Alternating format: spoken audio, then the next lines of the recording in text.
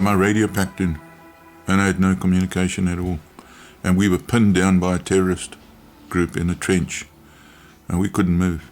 The minute you went that way, the bullets were just flying everywhere, and there was nothing I could do. So if I could call in Fire Force or call in the push-pull and drop a Frantam bomb, would have been fine, but I had no comms. So then I worked it out. They'd use a Pressel switch. So the major said, if you can hear me, press the Pressel switch once. So I went, and he says, okay. He says, and then what I did is I sent a guy down. He had to crawl on his belly all the way down. All these bullets are flying everywhere. Because all of us, when the contact happened, we ran into cover. You can imagine. And then these guys are in a trench, and they're just pinning people down.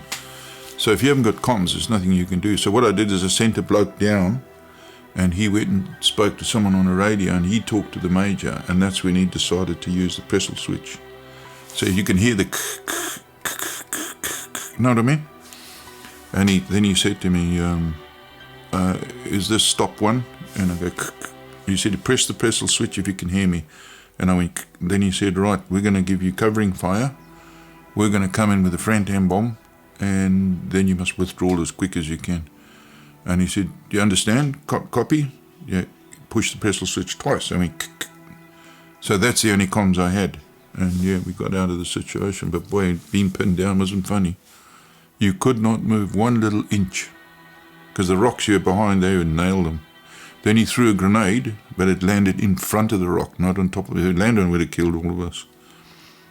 But yeah, and that was scary because not having comms with anyone. But yeah, no, it worked out all right. Oh, it was party time. Just everybody, I suppose, with all the stress, and this is before I got married, you just party for 11 days. Because first of all, when you do your national service, you only get 11 days off. Then once you've finished your national service, you do 6 weeks, well, then you get 6 weeks off. But then we had a year on with 11 days off. So we had to do 11, and a whole year again. After doing all your national service, you had to go back and do a whole year again, but you got 11 days off. So it was just party, party, party everywhere. So everywhere morning, you'd see guys in the pub. They just, I think that a lot of them just wanted to get what was happening in the bush out of their minds, you know. But me, I wasn't that bad. I mean, I'd only drink on weekends maybe, or go to the nightclubs, chase all the girls in the nightclubs. But that was, and obviously I was in the breweries, so I could go there and drink free beer in the afternoon. But I used to play hockey, football, all sorts of things with the breweries, because they played all the banks. So that was good, yeah. But yeah, most of the guys, especially RLI, gee, drink. Oof. And it's like there's no tomorrow. But I used to go on trips to Kariba with a whole bunch of guys, and they have a speedboat, and we put about 5 cartons of beer on the little jetty, floating jetty, and do water skiing and come back and drink a few beers, and then, you know, just that sort of thing. But yeah, and I still had my apprenticeship to worry about. I still had college to worry about. We did call-ups right until Mugabe won the election. And we were all on standby for a military coup. Which in hindsight would have been a better idea than what's happened to the country now. But I was there all the time, even in the monitoring force, right to the end. We just did call-up after call-up after call-up, and there was less and less whites. A lot of whites just ran away. Took off to South Africa or went to UK, or didn't do their national service. So we were always short of troops. Always short. Never had enough people to cover all the areas, because you had op hurricane, op repulse, op this, op that.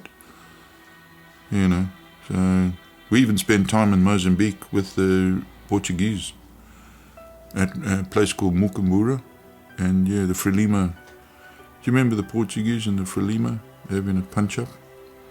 We were there as well. So, but I think when you think of the army, when you think of the war, look, you never knew if you're going to come back. You never know that. But your dangers were landmines and ambushes. You get ambushed in a truck, you're in the killing group. So the killing group are right in the middle, and they wait till the vehicle's right there, and then they let you have it. And I think the other thing was AP mines, anti-personal mines on the minefields. You never know, you can get attacked in a position at any time. So you never completely relax. Your map reading had to be really accurate. And the other thing, you had to really have good ears and walk for a little bit and listen. Walk a little bit and listen. You can't just go blundering through the bush, because the whole time you've got to be observant. Even when you stop, you don't stop in a big group. You're all spread out in a big circle. And there's no talking, no smoking, no nothing.